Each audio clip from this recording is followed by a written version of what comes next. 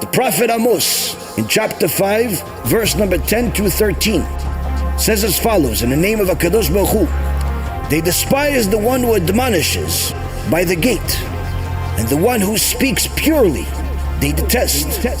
For I know your transgressions are many, and sins are substantial, O oppressors of the tzaddik. Therefore, the prudent man keeps silent at that time, for it is a time of evil.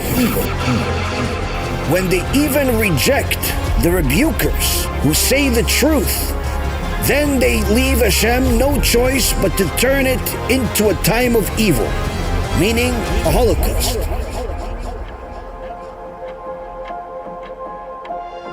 When he asked Jeremiah the prophet, find me somebody that's rebuking the people in any keilah, and I'll forgive all of them. I'll give them more time because at least somebody can help people do tshuva. The prophet Jeremiah went from synagogue to synagogue and could not find one person that's allowed to rebuke.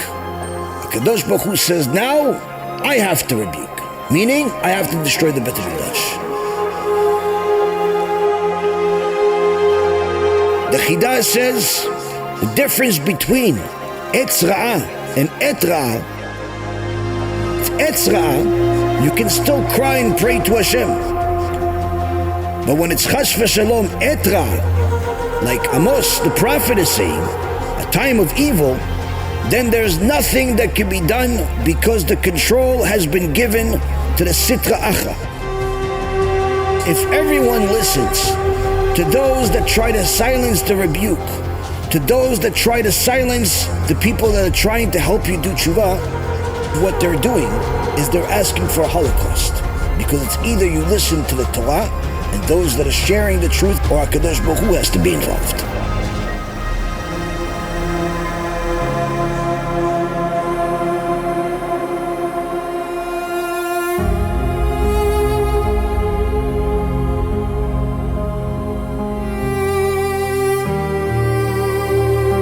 That a good decree that HaKadosh Baruch Hu has decided to bring to the world is never taken back, except once.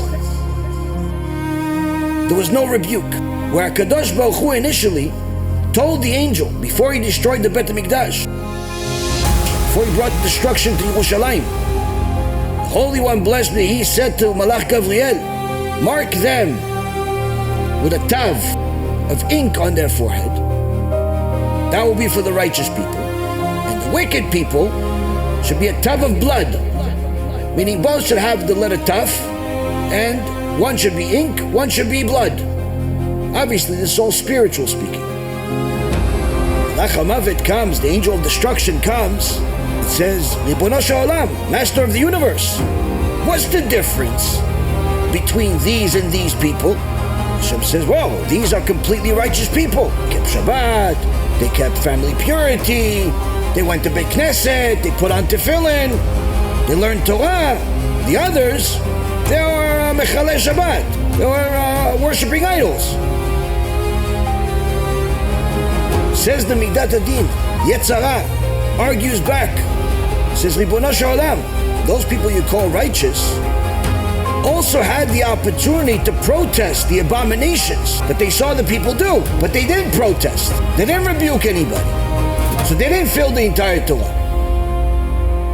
Hashem says to the Yetzirah, I already know that even if they would have rebuked them, they wouldn't have listened. The Malach HaMavet gives the worst of the worst answers, which is the correct answer. You know, Hashem, that they wouldn't have listened, but they didn't know. They didn't know if anybody's going to listen or not. Therefore, they were still obligated. At that point, says the Gemara, HaKadosh Baruch Hu took back that original good decree to save the righteous people from the destruction of the Beit HaMikdash. And in fact, says to the angels of destruction, begin with my sanctuary. Punish the righteous first.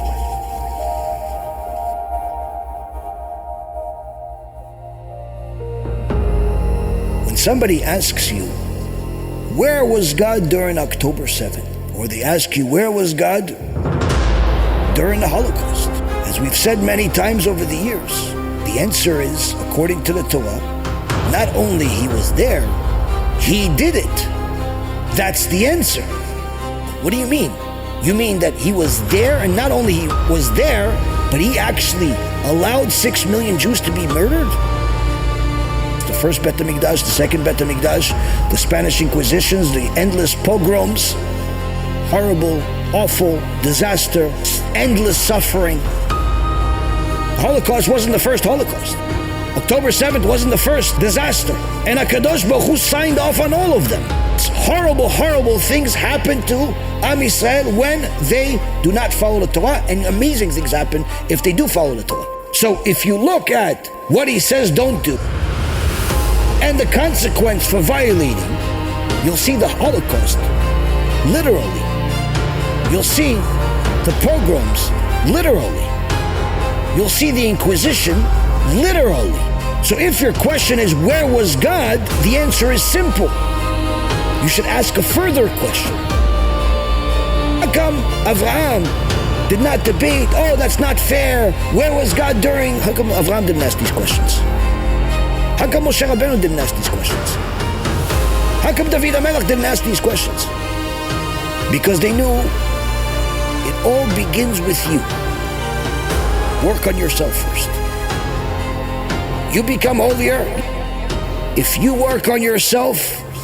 Someone that cares about you will want to go along with you for the ride. They don't want to be left behind. They want to live with you in this world and the next.